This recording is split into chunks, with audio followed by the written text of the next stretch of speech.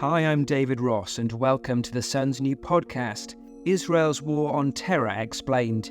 This is a new programme which aims to give you the latest on what's happening in the crisis and, importantly, the context around it. On October the 7th, the world was shocked as news broke of Hamas's multi-pronged terror attack in Israel. As more horrifying information about the atrocities became clear and the death toll continued to grow, it's been described as Israel's 9/11. What happens next could have huge consequences. So as the situation moves into a new stage, with Israel launching Operation Iron Sword to strike Hamas in Gaza, we'll be speaking to people directly involved in a bid to give you the fullest picture possible. We'll also be analysing the impact of events in the wider region and across the world, and talking to experts to get their take on how things may play out in the next days, weeks and months. Earlier, I spoke to the Israel Defense Forces spokesperson, Lieutenant Colonel Peter Lerner, to get the latest from a military perspective. Peter, just give us the bare facts of what's happening right now, if you will. The IDF is currently conducting widespread strikes against Hamas, terrorist organization, their infrastructure, their operational capability, their terrorist activities, and also their staging grounds, their weapons facilities. We are striking Hamas so they can never, ever attack us again like they did on Saturday.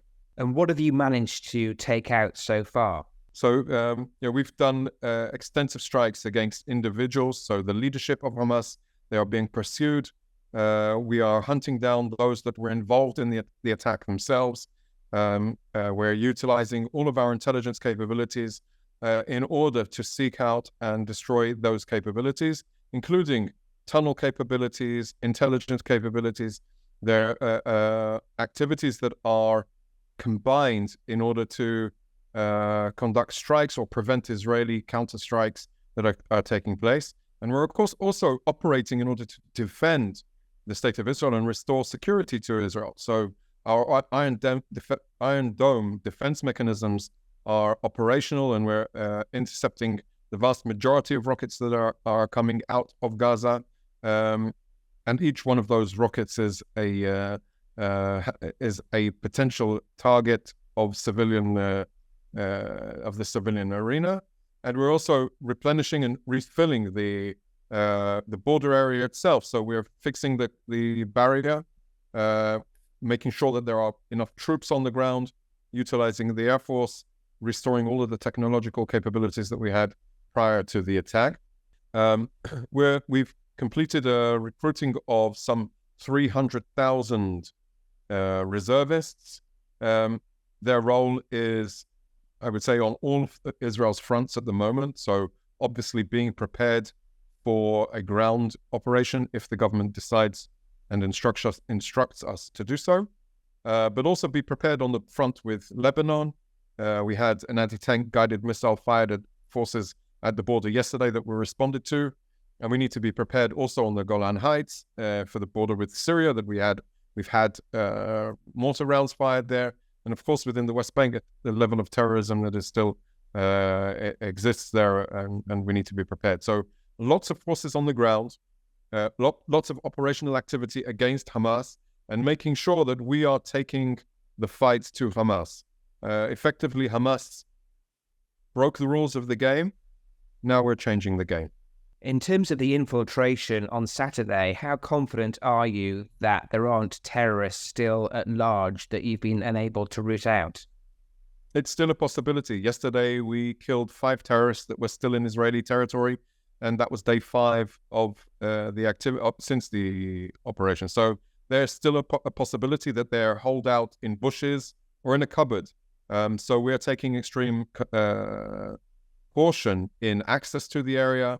It's considered still a conflict zone around the area. We've evacuated the vast majority of the population there. There are still people that wanted to stay behind, people that have to care for the cows and milking the cows. And there is farm areas that need to be, things that cannot be postponed. And so there are still people that stayed behind, but the vast majority of the population has been evacuated. And there are a lot of forces, and we are conducting activities on the ground. We are still finding bodies of civilians on the ground. There are still a lot of people unaccounted for. So the activity continues. We can't be certain that there are no terrorists still in southern Israel. The operation continues. For a long time, the IDF and Israeli politicians have been saying that Hamas's barbarism is similar to that of ISIS. The last few days would obviously back that up, but how shocked have soldiers been going into kibbutzes, etc., and finding the horrors before them? How has that impacted them? Well, no human being can remain passive to the heart-wrenching images of people, women, children murdered, executioned, brutalized, dismembered, decapitated. All of these things are the really, really terrible images that have, even those that are circulating on social media. And of course, the forces that are finding these and the medical forces and the IDF that are going through it affects us all. But it gets I think, and I believe that it gives us the resolve that we need to change that game that we talked about, to calibrate the relationship between Israel and the Gaza Strip. The people of Gaza are not the enemy of Israel. Hamas is the enemy of Israel, and Hamas is actually the enemy of everybody because they abducted people into Gaza, tens of people into Gaza from all nationalities, from every continent on the world. They don't care. They just want to murder. As the operation in Gaza continues, you know that Hamas will use civilians as human shields. What are you doing to minimize civilian casualties? So this just goes to exemplify how Hamas have failed the people of Gaza. They have failed their own people. But Israel is determined to make sure that Hamas can never do this again. And we're doing it in a way which is intelligence-based, but also in a very, very decisive way.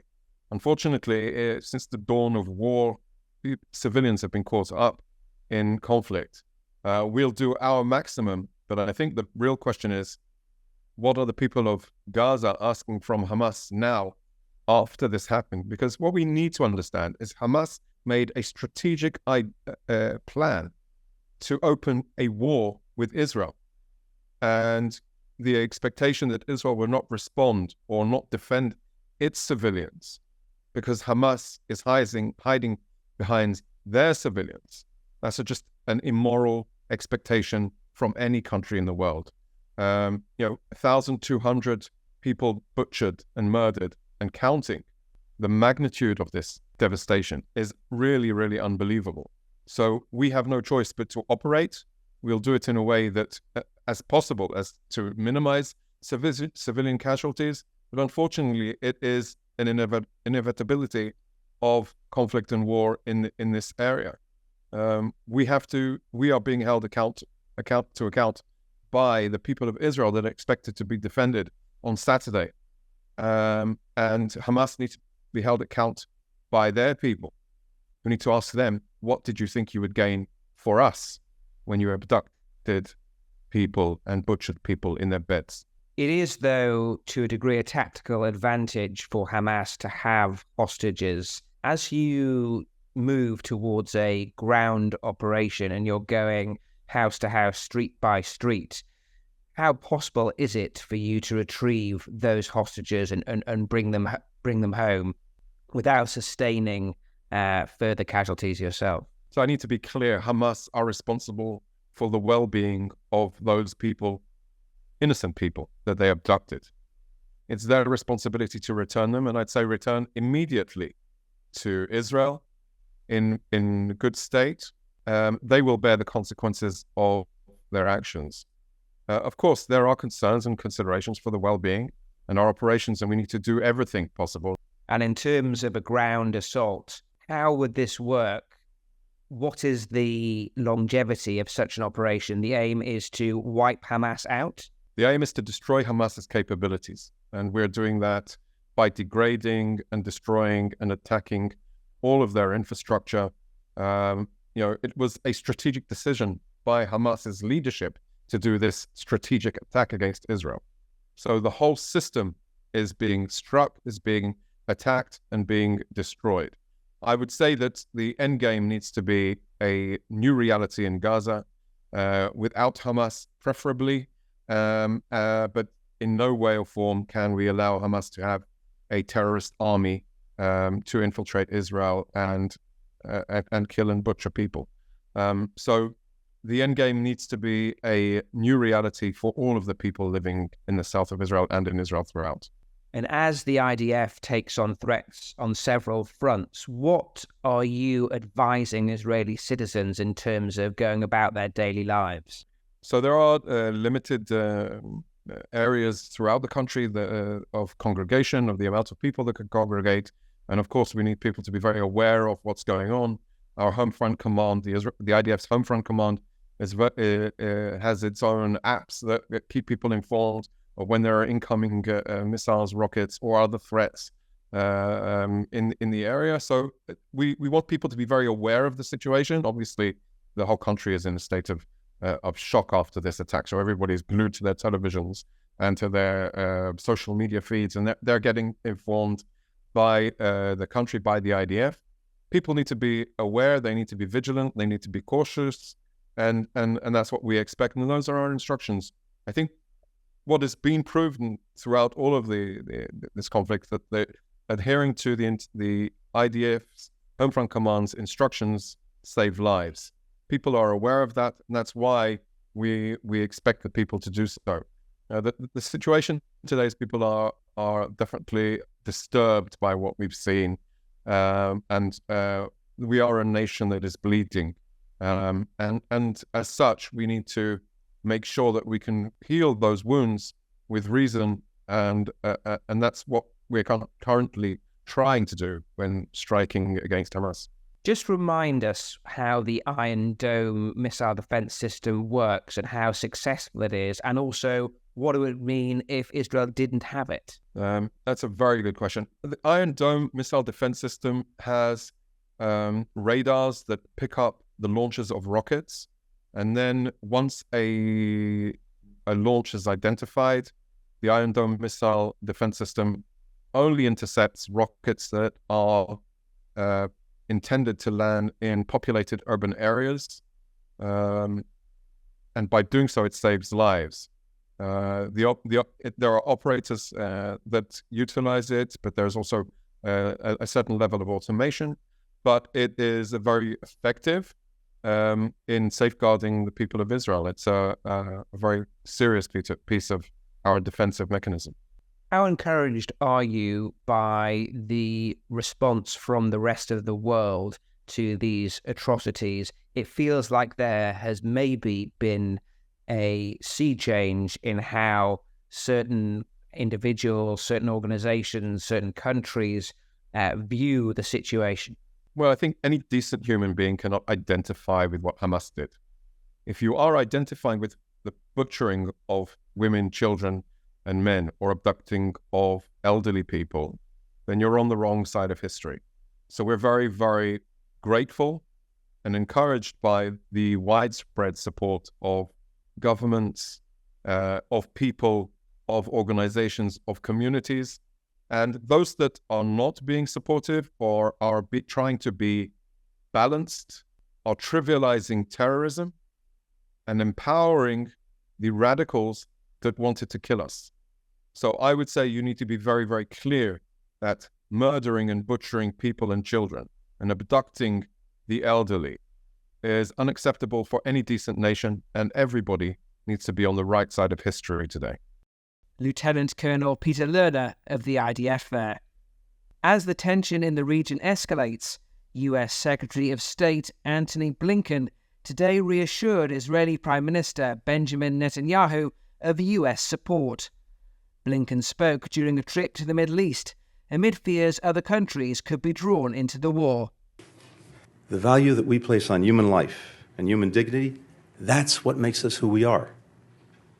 And we count them among our greatest strength.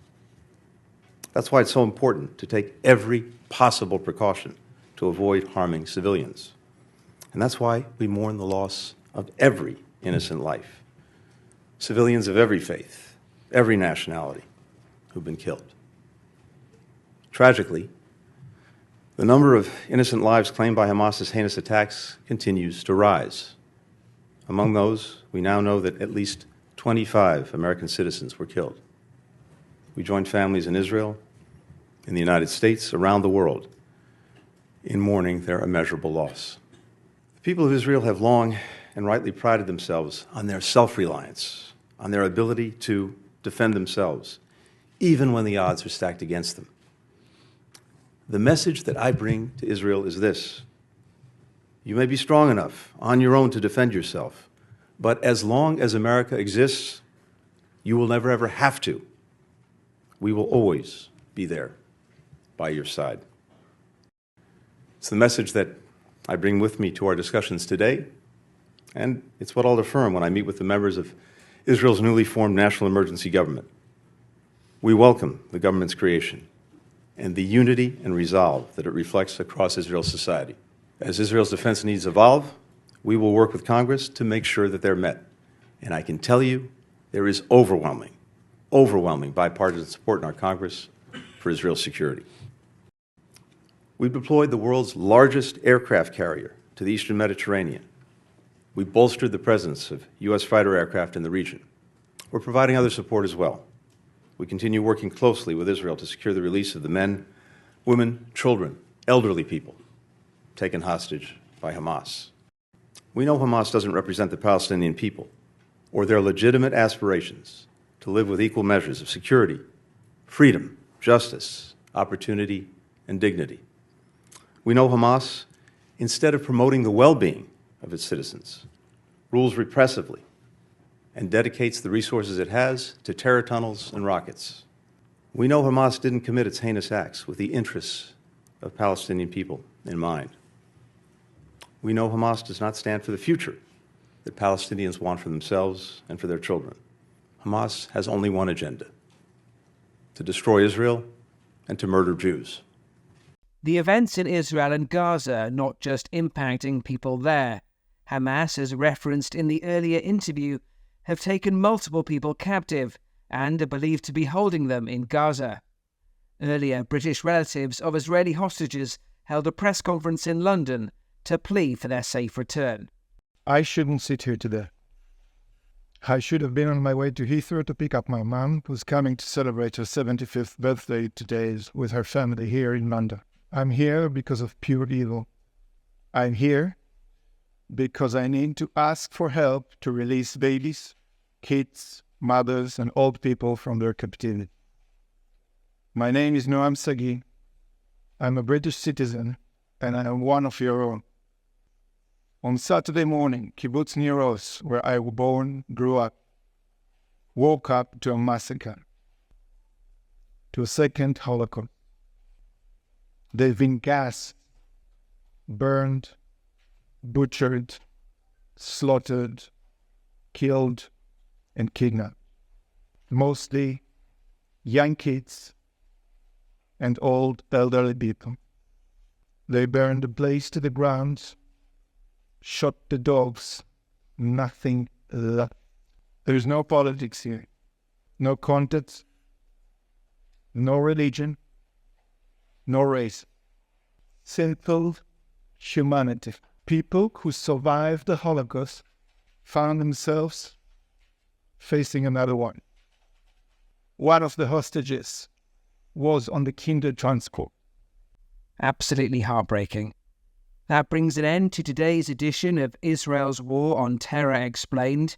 Please let us know in the comments if there are subjects you would like us to cover, or if you have any questions, and we'll do our best to examine them in later episodes. Thanks for listening.